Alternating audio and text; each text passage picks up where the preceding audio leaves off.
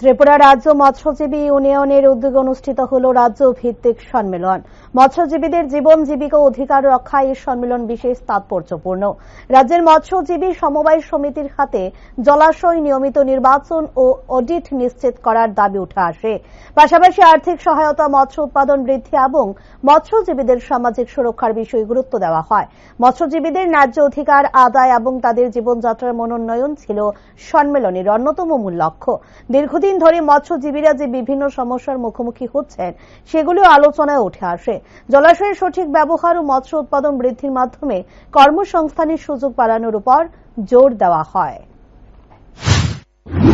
আজকে ত্রিপুরা রাজ্য মৎস্যজীবী ইউনিয়নের ডাকে আমাদের রাজ্য দপ্তর আম্বেদকর ভবন আগরতলা আমরা একটি সেমিনার সংগঠিত করতে যাচ্ছি।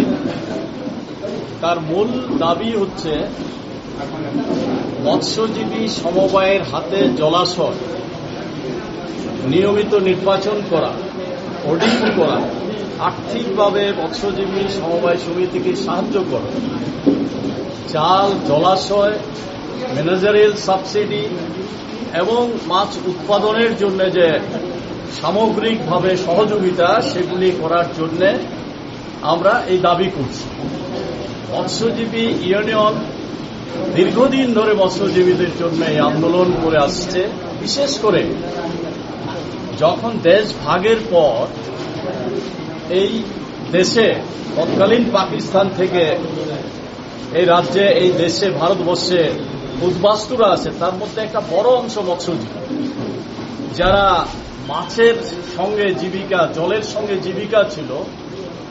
এই দেশে আসার পর সেই জলাশয় তাদের কাছে নেই। তার মধ্যেও যে জলাশয় আছে সেগুলি ছিল তৎকালীন সময়ে যারা মাসুলম্যান ক্ষমতাশালী তাদের হাতে। সেখান থেকে এই জলাশয় উদ্ধার করে মৎস্যজীবীদের হাতে দেওয়ার জন্য এই লড়াই শুরু হয়।